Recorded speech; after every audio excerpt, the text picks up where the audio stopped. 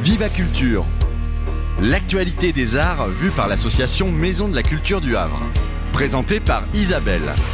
Viva Culture, l'émission de la culture dans toutes ses découvertes. Bonjour à tous et à toutes, bienvenue sur Viva Culture. Aujourd'hui, je m'entretiens avec Dag, artiste plasticien, et ensuite, je reviens quelques minutes sur la série En thérapie sur Arte. Oui, bonjour Dag. Bonjour Isabelle. Bonjour, je vous appelle pour Viva Culture sur Westrack Radio et je suis allé voir votre exposition au Boulevard des Artistes la semaine dernière et je voulais vous interviewer justement au sujet de votre travail. Alors je vous présente comment? Comme un plasticien, comme un artiste en tout cas, et vous allez nous expliquer un petit peu comment vous travaillez parce que c'est assez particulier. Écoutez, déjà, merci d'être allé à l'exposition et d'en faire écho. Ça me fait très plaisir. Effectivement, c'est une technique un peu, on pourrait qualifier de spéciale. Donc, il y a un travail plastique à base d'affiches arrachées dans la rue. Oui. Il n'y a pas d'apport de peinture ou quoi que ce soit. C'est essentiellement un travail à partir des affiches arrachées. Oui, c'est-à-dire qu'il faut beaucoup de matériaux, beaucoup d'affiches. Alors oui, moi, mon objectif n'est pas d'avoir des morceaux d'affiches que je vais assembler, mais plutôt de travailler autour de ce que j'appelle un bloc. Il faudrait idéalement 10, 15, 20 couches déjà présentes dans la rue, usées par le temps, arrachées par les gens s'il faut, pour pouvoir travailler et puis arracher des morceaux pour révéler ce qu'il y a en dessous, jusqu'à le temps d'arriver à un résultat, un produit, un tableau qui me convient. Qui me plaît. Et est-ce que vous avez beaucoup de couches, beaucoup d'épaisseur? Vous trouvez assez facilement ce genre d'affiches collées, recollées? Alors c'est vrai que moi j'affectionne particulièrement les affichages sauvages. Oui. Où les affiches sont les unes sur les autres, encore une fois abîmées par le temps. Mais ces affichages sont de plus en plus rares. Oui. Parce que les villes, le Havre en est une, en tout cas le centre-ville. Oui. Les villes sont extrêmement propres, nettoyées souvent. L'affichage sauvage ne plaît pas, donc c'est plus difficile à trouver, effectivement. D'autant plus des couches épaisses. Oui. Et on rajoute là-dessus la période du Covid, où tous les spectacles se sont arrêtés, les concerts, les spectacles, et donc les couches sont très rares. Oui, c'est ça. Oui, mais effectivement, vous faites bien de le dire, ce sont des affiches qui concernent le spectacle vivant. Oui. Dans la grande majorité des cas, alors je pense qu'il y a quand même un attrait à la base pour tout ce qui est musical, la musique en général, et les affiches de spectacle qui sont souvent travaillées graphiquement, que ce soit la typo, les couleurs, les photos. Donc ça me donne un matériau de base vraiment intéressant à travailler. Et comment vous est venue cette idée, cette inspiration là de travailler à partir d'affiches? C'est une question qui revient assez souvent dernièrement. Oui. Je suis pas sûr d'avoir la bonne réponse. Oui. C'est venu assez spontanément, sans aucune réflexion, en se disant tiens, je vais travailler avec des affiches. Personne le fait ou pas grand monde. Tiens, je vais aller là-dedans. Oui. Non, c'est complètement spontané. Alors, il y a plusieurs raisons. Je pense une première, c'était cette idée de pouvoir arracher des bouts de là où j'ai vécu pour en garder une trace. Oui. Mes premiers tableaux, c'est parce qu'on était à Lyon, dans le centre-ville, et en partant, en déménageant, j'ai voulu prendre une trace, là, une mémoire de là où on habitait, du quartier, et là où était né mon premier enfant. Oui. Donc il y a un peu cette raison-là. La deuxième, c'est parce que j'aime garder des traces de partout où je vais. Oui. Alors. Ça, c'est, voilà. Oui. Alors c'est l'équivalent, par exemple, d'un album photo? Un petit peu. Un petit peu. Un petit peu, oui. Ça va figer des moments et des lieux. Effectivement. Oui. J'ai habité à Barcelone, j'ai des affiches de là-bas. Je suis passé à Paris un week-end ou à Turin. Je prends toujours des affiches pour les ramener et puis en faire quelque chose, un tableau. Donc effectivement, il y a ce côté photo. Ah oui, c'est ça. C'est-à-dire un rapport peut-être avec le temps que vous arrêtez à ce moment-là ou qui est arrêté sur l'affiche. Exactement. Oui. D'ailleurs, j'ai une série que j'ai intitulée Date au carré parce que le format, mais à chaque fois, j'avais remarqué qu'il y avait dans tous mes morceaux qui me restaient, il y avait des dates. Et donc, pour moi, c'était important. telle date à Lyon, telle date à Barcelone, etc. Donc j'ai une série là-dessus. Mais dans la réflexion, effectivement, tous les autres tableaux sont liés à une rue et un moment. Oui. Toujours. Oui, c'est ça. Effectivement. Oui, un lieu et un temps. Oui. Oui. Oui, oui. Mais ce sont des matériaux sans doute particuliers parce que destinés à être jetés, à être enlevés, à disparaître. Cet affichage, il est complètement éphémère et même d'un jour à l'autre en fait. Oui. Si je laisse passer, j'ai remarqué, si je laisse passer un jour, oui. Des fois je perds ce bloc d'affiches parce qu'il a été enlevé, parce qu'il a été recouvert, parce qu'il a été abîmé. Donc oui. en fait, quand je passe, il faut absolument me dire, si ça me plaît, prends-le. Oui. Parce que demain, on ne sait pas s'il sera toujours là dans cet état. Et donc je risque de le perdre. Ah oui, c'est ça. C'est-à-dire que pour vous, en fait, ce matériau a une valeur, enfin, ou du moins vous le valorisez peut-être. Vous l'anoblissez. Oui. J'espère. En tout cas, il y a un côté effectivement de complètement éphémère dans la rue. Oui. Où il est soumis aux intempéries, aux gens, à l'usure, etc. Oui. Je vais le figer. Je vais en faire un tableau qui va être figé. Oui. Et celui-là, on n'y touchera plus. Et alors, il témoigne, ce tableau témoigne de quelque chose, d'une époque et d'un lieu. Voilà. Oui, c'est ça. On se rappellera dans 10 ans, quand on regardera un tel ou tel tableau, on se dira « Ah ouais, c'est vrai, tel artiste était passé dans le coin à tel festival. » Mais au-delà de ça, on se rappellera aussi des gammes de couleurs qui sont liées à l'époque. Oui. D'une certaine manière d'écrire les choses. Oui. Donc, pour l'instant, c'est trop récent, ce que je fais. Mais voilà, dans 10-20 ans, ça aura du sens de se rappeler de ça. Mais bien sûr, vous trouvez des affiches qui ont quel âge? Alors, en général, c'est des mois précédents. Oui. Puisque, comme on disait tout à l'heure, les villes nettoient. Oui. J'ai eu la chance, l'immense chance de pouvoir en prélever il y a 10 ans en disant, prends toujours ces trucs-là, mets-les dans ta grange. Oui. Et tu verras ce que t'en fais. Oui. Donc finalement, je peux retravailler les choses avec 10 ans d'âge. Oui. Et là, dernièrement, je suis tombé sur une mine, c'était à Lyon, où il y avait plus de 50 cm d'épaisseur. Ça va me faire certainement remonter 5, 6 ans, 7 ans peut-être. Ah oui, c'est ça. Là, c'est de l'archéologie. Bon, c'est de l'archéologie, tout à fait. Ce sera assez amusant. Oui. Oui. Alors, j'ai été frappé aussi dans votre travail par, on va dire, peut-être la composition, puisqu'il m'a semblé qu'il y a souvent... C'est d'ailleurs assez complexe et c'est intéressant, je trouve, cette sophistication. Il y a un fond, bien sûr, il me semble, et puis quelque chose qui ressort, un visage ou un morceau de visage, des lettres ou un nom. Ça m'a l'air très travaillé, mais comment vous faites? Alors, merci. Déjà, effectivement, alors je mets une petite nuance. Oui. Quand on dit composition, on va composer avec des morceaux ou de la couleur. Moi, je vais juste mettre cette petite nuance que je décompose. Donc, j'enlève des morceaux, des couches, entendu, jusqu'à arriver à quelque chose. Oui. Alors, ce quelque chose, effectivement, dans 80% des cas, on voit que sur mes tableaux, il y a un regard, un visage qui occupe une certaine place, une certaine position, qui est peut-être l'élément majeur, et autour, voilà, une lettre, un mot. Par exemple, j'en ai un en tête là où j'ai Zidane en noir et blanc. Oui. Déjà, ce monsieur a une tête, il a quelque chose. La photo est en noir et blanc, super réussi. Et en fait, le trimestriel venait de paraître, qui s'appelle Légende. Il venait d'être lancé. Oui. Donc j'ai laissé ce mot Légende parce que Légende, Zidane, évidemment, ça colle. Oui. Et puis autour, j'ai découvert des couleurs plutôt flashy et même un petit texte qui parlait, ça c'était le hasard, mais d'envie. Oui. D'envie. Donc voilà, si on veut être un grand champion, ça collait.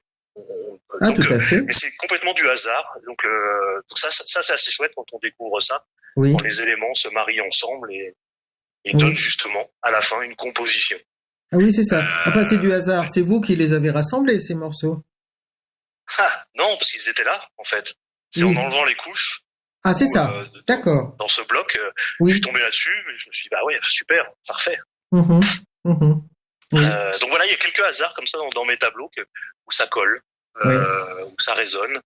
Et puis à chaque fois, il y a une petite couleur peut-être un peu plus fluo, plus flashy, qui va rehausser le portrait quand il est en noir et blanc. Oui. Ouais. Oui, c'est ça. Parlez-moi un peu des couleurs, effectivement. Vous parlez des contrastes là, sans doute, entre les couleurs ou le noir et blanc et les couleurs. Oui, c'est ça. Là aussi, je fais avec ce que je trouve, Oui, mais souvent, finalement, je m'arrête au moment où il y a parler d'harmonie, hein, même si ça oui, oui, paraît oui, tout déchiré, un équilibre entre ces couleurs, les lettres, les yeux, etc. Donc je vais sentir un peu, je vais oui, creuser, enlever des couches, oui, jusqu'au moment où je vais me dire surtout arrête-toi, parce oui. que faut pas aller trop loin. C'est peut-être mieux ce qui est en dessous, mais c'est peut-être pire aussi. Et puis finalement, cette composition te plaît, arrête-toi. Ah, c'est ça.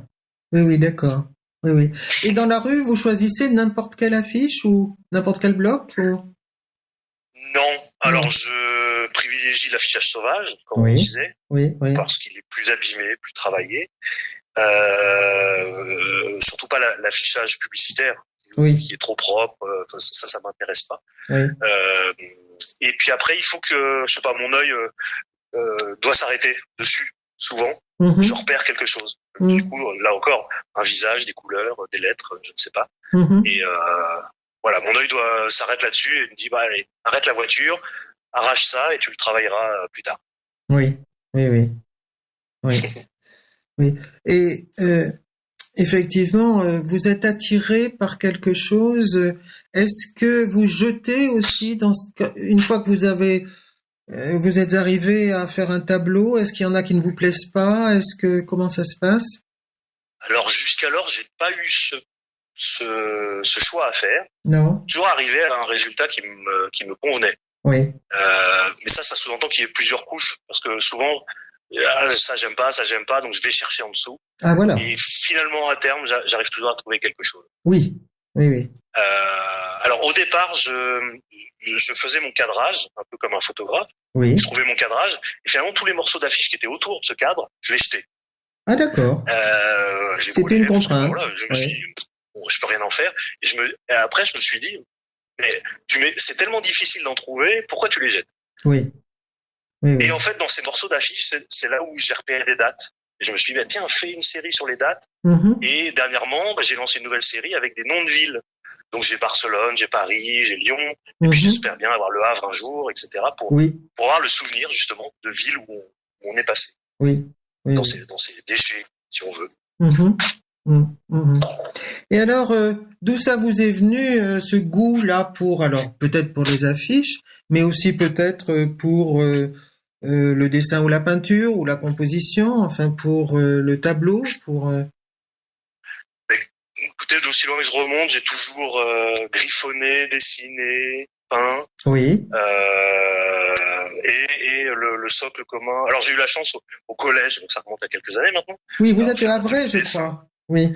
Oui, à Harfleur, très Oui. exactement. Mhm. Et donc au collège, il y avait un atelier dessin où on allait Oui. avec les copains, avec des profs très très chouettes. Oui. Et donc voilà, ça a été stimulant. Bon, Oui. c'était il y a longtemps maintenant.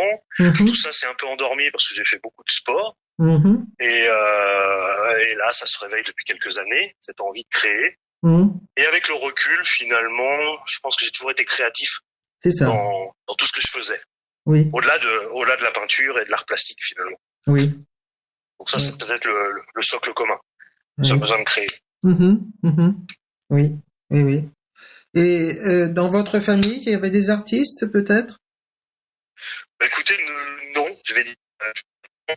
Pas en tant que tel. Non, même pas un grand-père, un arrière-grand-père. Mon père aimait bien peindre et bricoler, donc ça Ah, vient peut-être aussi. quand même. Voilà. Oui. Oui. Donc il y a forcément quelque chose Oui, de ce côté-là. quelquefois. Oui, Ma mère m'a toujours invité à faire tout ça, oui, à stimuler oui. cette création, cette créativité. Donc oui, il y a forcément un terreau Mhm, mhm. favorable. Oui, oui, oui, oui. Et puis, du coup, l'art, vous l'avez rencontré, l'art pictural, vous l'avez rencontré dans les musées? Oui, principalement dans les musées. Quelques Mhm. livres évidemment à la maison qui aident, mais principalement dans les musées. J'ai aussi vécu, comme je le disais, à Barcelone, qui est quand même une chouette ville pour ça, Oui. pour Mhm. la stimulation Ah oui, artistique en tout cas. oui. Oui, oui. Donc voilà, ça a certainement joué ça Mhm. pour éveiller ce désir de créativité. C'est ça. Oui, oui. Et alors, vous êtes sensible, vous disiez, au graphisme, bien sûr, mais aussi aux couleurs? Oui, c'est quand même le socle commun. J'ai fait aussi du graphisme, je travaille un petit peu dans cet axe-là aussi actuellement. Oui, oui. Donc je réagis effectivement aux couleurs, aux associations, au Mhm. lettrage. Mhm. Donc il y a un terreau là qui est là aussi favorable. Oui, Donc dans la rue, il y en a partout. oui, Il y en a de moins en moins certes, mais il y en a partout. oui. Mais il faut aller dans Ah, des il y a- quartiers peut-être un peu périphériques, non?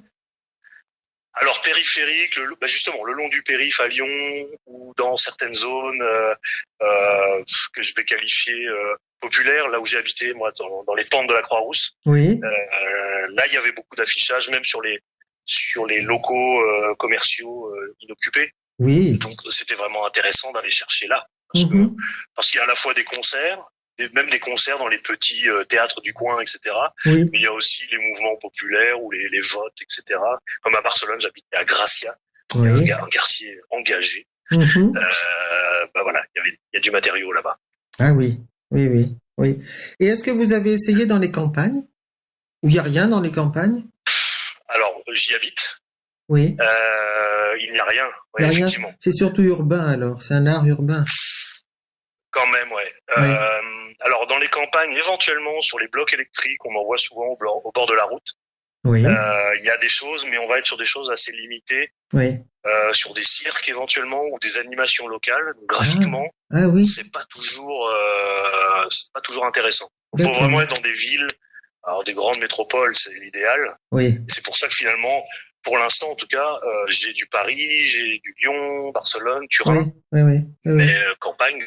Parce que par exemple, autour des grands festivals, vous savez, en ce moment, on parle de l'ouverture de certains festivals ou l'annulation du Hellfest ou les Vieilles Charrues ou bon bref. Est-ce que dans cet environnement-là, il y a aussi des affiches puisque vous êtes intéressé par la musique? Alors oui. J'ai pu aller dans le Jura pour un déplacement professionnel. Et là, sur une vieille grange au bord de la Nationale, il Oui, y avait énormément d'affiches oui, de tous les festivals, parce que c'est une région qui adore la musique. oui, Donc là, il y avait du matériau. Donc on était en zone rurale, certes, oui. mais avec une multiplicité de festivals partout. Mhm. Donc ça oui. Là, dans ce cas-là, ça marche. Oui, oui, oui.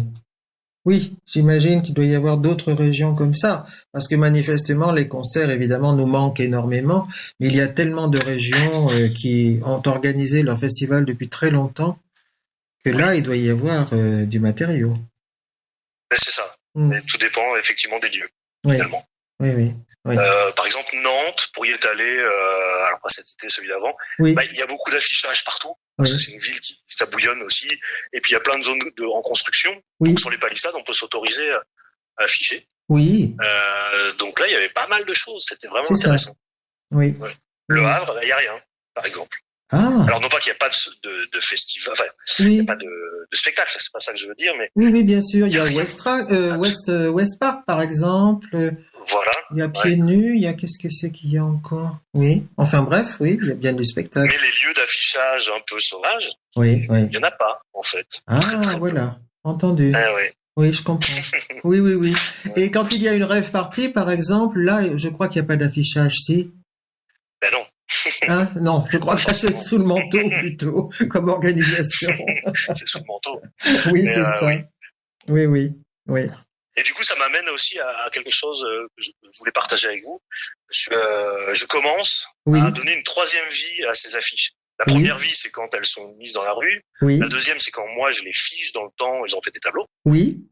Et donc, mon idée, c'est aussi d'aller remettre cet art dans la rue et ces affiches dans la rue une fois qu'elles sont travaillées. Donc, je réimprime mes tableaux, en fait, Ah, et je vais les coller à droite à gauche dans certains quartiers ah, c'est ça. pour les faire voir. Oui, en fait. oui, oui, oui. Ben, vous faites un peu comme Pignon Ernest Pignon Ernest. Voilà, dans l'esprit, c'est d'aller remettre de l'art dans la rue. Ah oui, Et oui, donc c'est intéressant, donc c'est la troisième vie des affiches. Donc on a une seule affiche, oui, qui a l'air d'être un amas d'affiches déchirées. oui, oui. Donc j'en ai mis quelques-unes au havre discrètement. Bon, Euh, on va surveiller, on va les chercher. Oui, Exactement. oui. Alors, il faut peut-être préciser que vous exposez alors donc dans 2 lieux actuellement. On va rappeler peut-être. Donc, boulevard des Artistes, qui est avenue de la Mare au Clair, c'est ça? Exactement, qui m'a fait l'honneur de me prêter ses murs et de m'accueillir pour une interview. Donc merci à eux, Oui, un immense merci. C'était important pour moi d'être présent au Havre, puisque voilà. oui, vous êtes originaire d'ici. Vous avez votre famille Voilà. ici. Hmm. Exactement. Oui, Donc j'y tenais. Donc merci à Grégory et à toute l'équipe. voilà. Et en ce moment, à la Villa Havraise, Oui, une galerie qui a ouvert près du Square Saint-Roch. oui, Par contre, Constance m'a fait ce plaisir, cet Oui. honneur de mettre quelques tableaux là-bas. voilà, c'est ça. Oui, oui. Et alors, on peut sans doute vous trouver sur Facebook ou vous avez une page, un site? Tout à fait. Facebook et Instagram. Oui, d'accord. Alors, il faut chercher donc Dag, qui est mon surnom et mon nom d'artiste, DAG, Oui, et Under Process. d'accord. Process. Oui, entendu. Voilà. Donc les deux sur Oui. Facebook et Instagram, il faut chercher ça. Oui, c'est ça. Oui, oui, oui, oui, oui. Et là, évidemment, on procède par téléphone, mais vous me parlez d'où? Vous êtes installé où? Alors j'habite, ma base vie est entre Lyon et Chambéry, Ah, au d'accord. début du massif de la Chartreuse. Oui, vous êtes dans la neige? En ce moment non, il fait Non. plutôt même grand soleil. Oui, Donc voilà, je pense qu'on a passé le plus dur voilà. de l'hiver. Bon, Les beaux jours arrivent. bon. Oui, c'est une belle région aussi. Eh bien, écoutez, Dag, je suis très, très contente d'avoir pu discuter avec vous, d'avoir éclairci un petit peu, éclairé les visiteurs de vos expositions sur votre travail, sur votre quête, on va dire, peut-être de ces époques passées que vous sauvez de l'oubli. Eh ben, c'est un peu ça. Je tenais à vous remercier, vous, Isabelle et toute l'équipe, de Merci cette beaucoup. petite fenêtre. Oui, merci Merci à bien, vous. Dag. Au revoir. Allez, au revoir. Merci.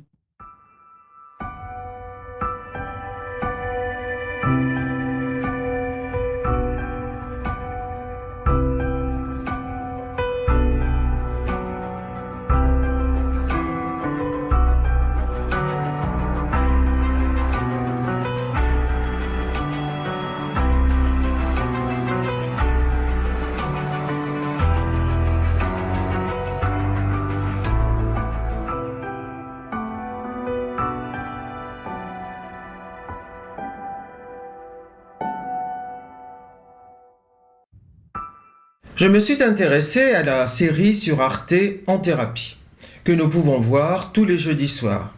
Il s'agit d'une création d'Éric Toledano et Olivier Nakache, à qui nous devons Le sens de la fête et Intouchable, complétée de Nicolas Pariser, Pierre Salvadori et Mathieu Vadepied.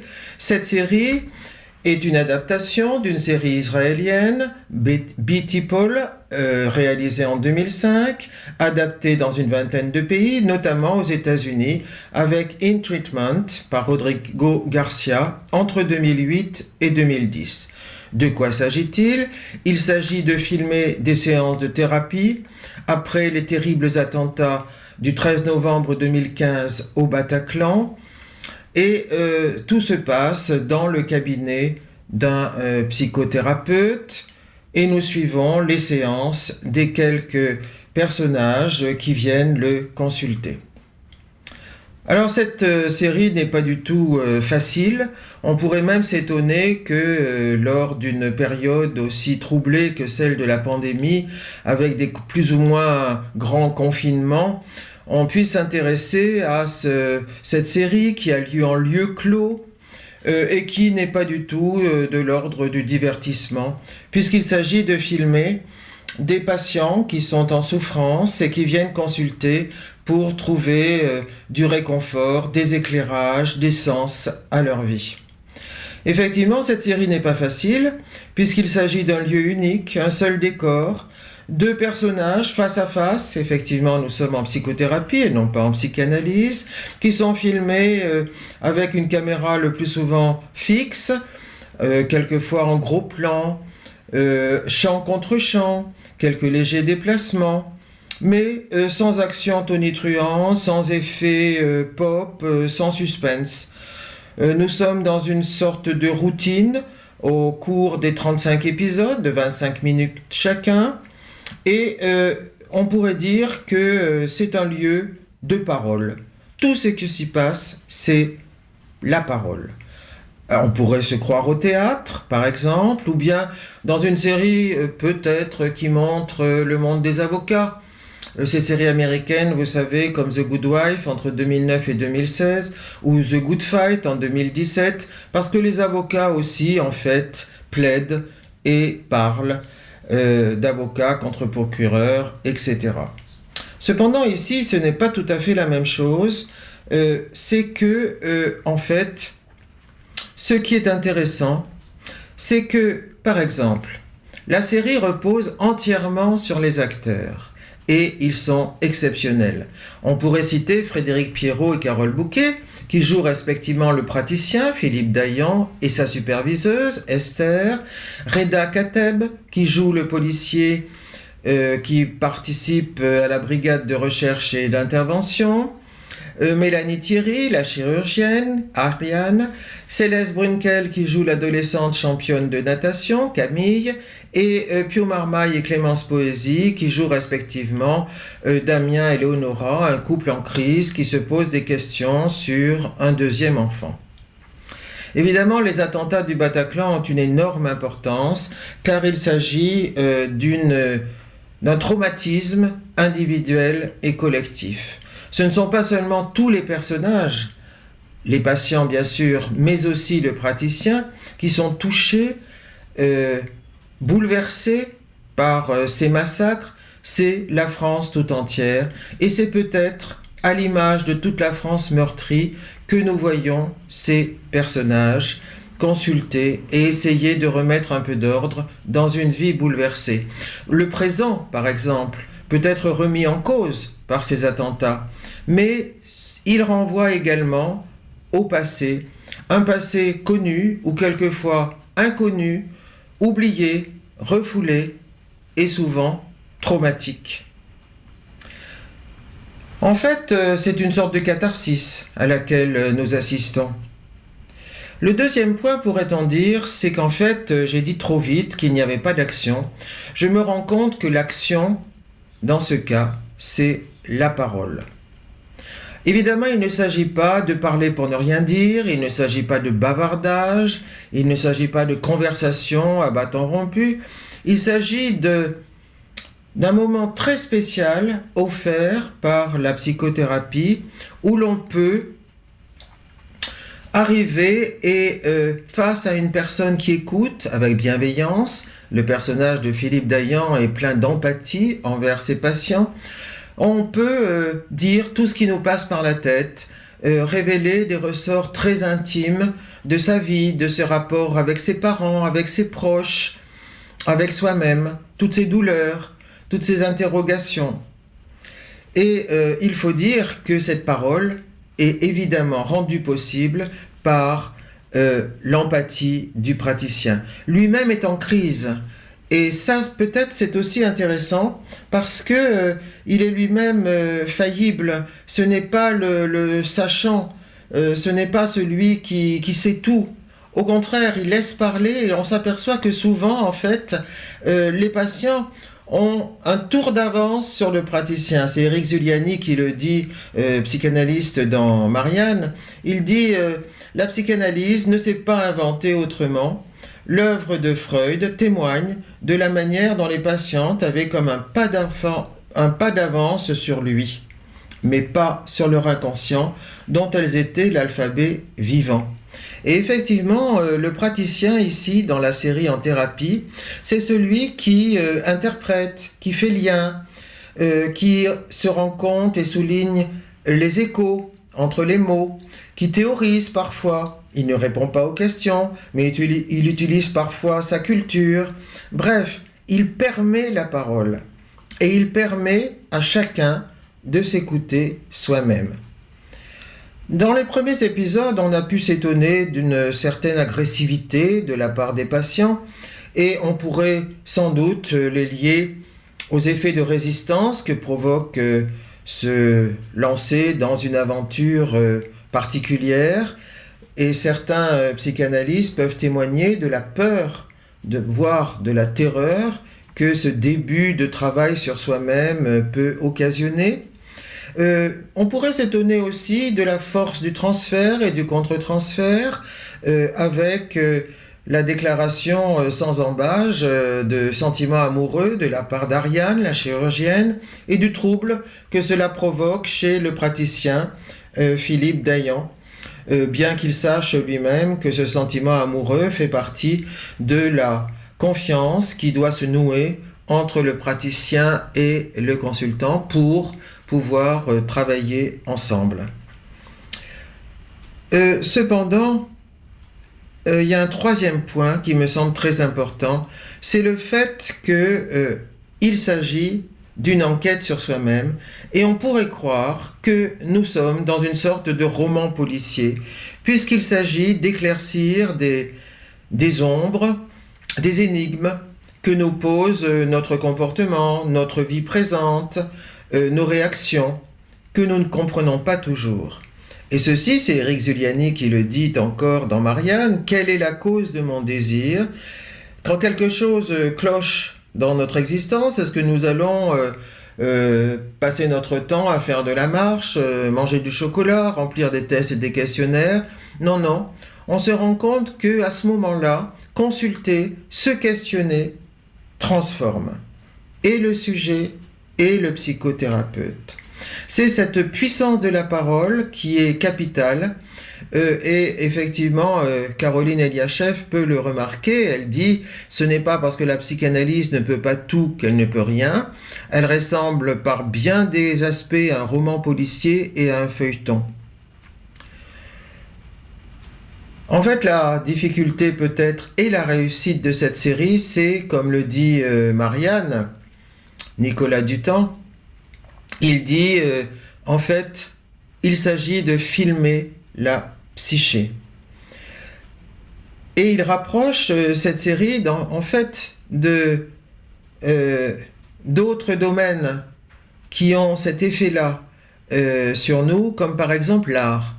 Il explique que l'art, par contre, est parfaitement capable de pénétrer quelque chose de l'existence humaine et de la folie qui l'accompagne comme son ombre, et il ajoute, Éric Zuliani, dans la littérature, le cinéma, les séries aussi, on a chance de se ressaisir des ressorts dramatiques d'une existence humaine, toujours plus réduite jusqu'à la niaiserie par le psychologisme ambiant. Effectivement, ici, dans cette série, il ne s'agit pas du tout de niaiserie, mais au contraire, chaque patient est pris au sérieux, le praticien est pris au sérieux, les paroles sont prises au sérieux. Et Caroline Eliachev a beau jeu effectivement de dire la psychothérapie a des effets, et quel que soit son milieu et son âge, on peut tenter l'expérience. Cette série, dit Éric Zuliani, pointe peut-être quelque chose qui court dans les profondeurs du goût, qui ne s'est pas oublié, qui ne fait pour autant pas la une des médias et auquel pourtant l'on tient, qu'il y ait des lieux où dire ce que l'on ne comprend pas de soi-même, des lieux qui se font rares, où on peut loger sa folie aussi. Et en fait, chacun accompagné par le praticien, au cours de ces 35 épisodes, chacun découvre à la fin le sens de ce qu'est une existence pour lui-même. À bientôt, au revoir, passez une bonne semaine, rendez-vous à notre prochaine émission dimanche prochain.